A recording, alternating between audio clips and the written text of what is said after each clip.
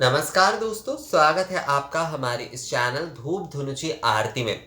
दोस्तों, आज हम आपसे बातें करेंगे कि हर उपचार के मतलब हर हम जो उपचार में अलग-अलग षोडश उपचार हो, अष्टादश उपचार हो, उन हर उपचार को, हर द्रव्य की अपनी-अपनी स्वतंत्रता होती है और अपने-अपने अधिपति देव होते हैं। हम क्योंकि विस्तारित रूप से जब पूजन करते हैं तो हर अधिपति के नाम लेना हमारे लिए संभव नहीं होता है।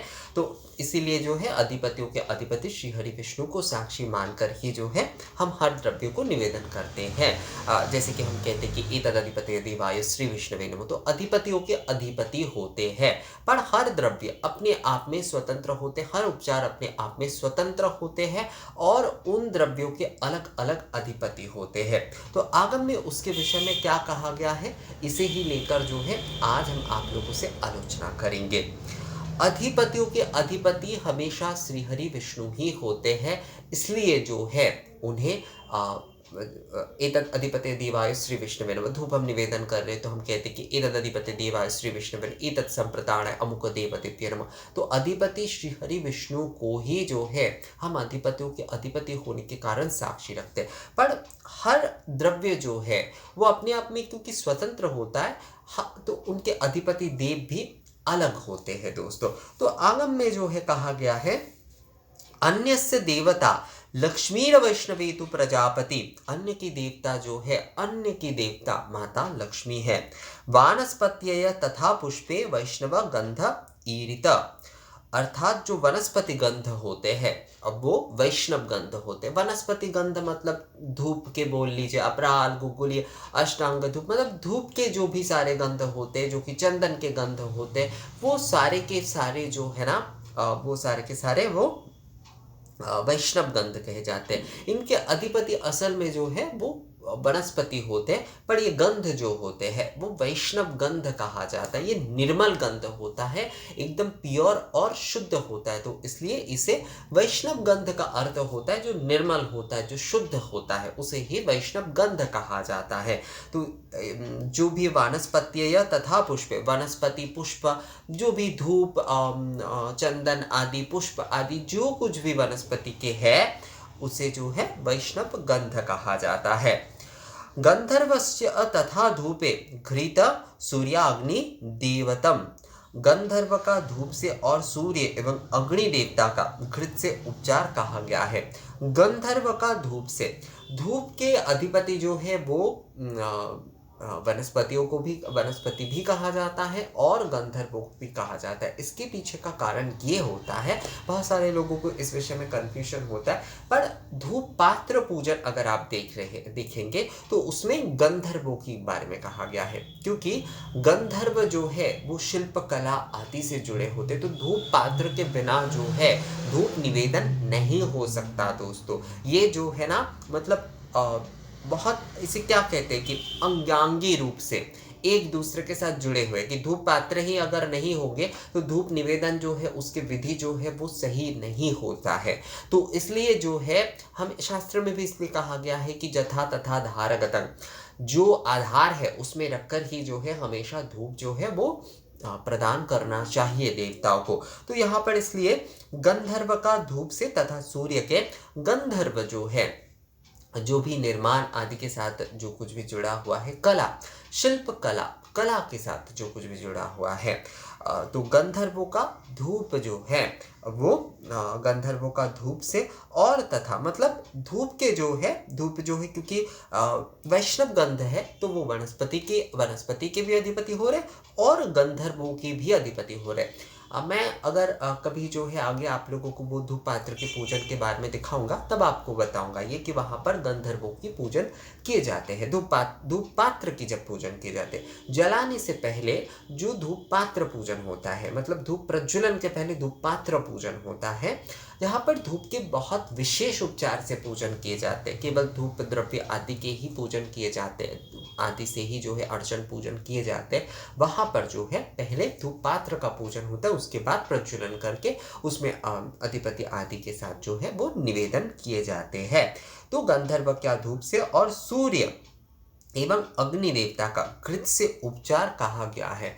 घृत से जो है वो उपचार कहा गया है।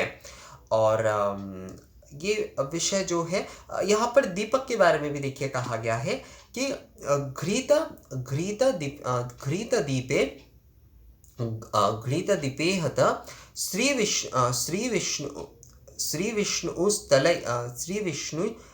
विष्णुस्स तैल दीपे वनस्पति। घृत जो दीपक होंगे, जो घी से जलाए हुए दीपक आदि होते हैं, उनके अधिपति जो है वो श्री विष्णु होते हैं। और तेल से घृत घृत दीपे हत श्री विष्णु स तैल दीपे वनस्पति, अर्थात जो है घी के दीप जो है वो श्री हरि विष्णु के लिए ही जलाए जाते हैं, मतलब उनके अधिपति जो है वो श्री हरि विष्णु होते हैं। और जो तैल दीपक होते हैं उनके जो है वो वनस्पति अधिपति होते हैं। तो यही जो है उपचार के विषय में जो है ना, ये जो सहज सरल तौर पर आगम में जो बताया गया है वो यही है दोस्तों, कि अन्न की जो अधिपति है वो माता लक्ष्मी है। वनस्पति पुष्प आदि जो है वो वैष्णव गंध है, जिनके अधिपति वनस्पति है, जिसे वैष्णव गंध कहा गया है। धूप के अधिपति गंधर्व है। सूर्य एवं अग्नि जो है वो घृत के उपचार, घृत के अधिपति कहे जाते हैं। जो घृत आदि, घृत आज्य नैवेद्य हम दे रहे हैं ना, तो अग्नि में देखिए यज्ञ आदि हम जब कर रहे हैं तो अग्नि में ही हम वो दे रहे हैं। वो नैवेद्य जो है, हम आज्य नैवेद्य कैसे देते हैं, वो अग्नि में दिए जाते हैं। तो अग्नि और सूर्य जो है वो समान कहा जाता है। अग्नि जो है कहा जाता है कि सूर्य अखंड जो ज्योति होते, अखंड जो अग्नि होते वो सूर्य होते हैं। और गार्हस्थ नियम से जब हम उनकी पूजन करते हैं तो अग्नि रूप में हम उनकी अग्नि माध्यम से, अग्नि संस्कार आदि के माध्यम से हम पूजन कर रहे हैं। अखंड अग्नि जो है वो सूर्य है।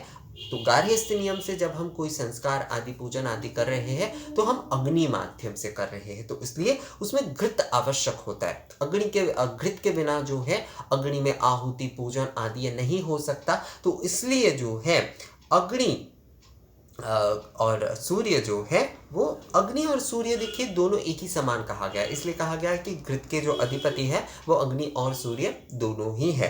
तो घृत के ए जो है अधिपति या फिर उपचार जो है वो अग्नि और सूर्य को कहा गया है।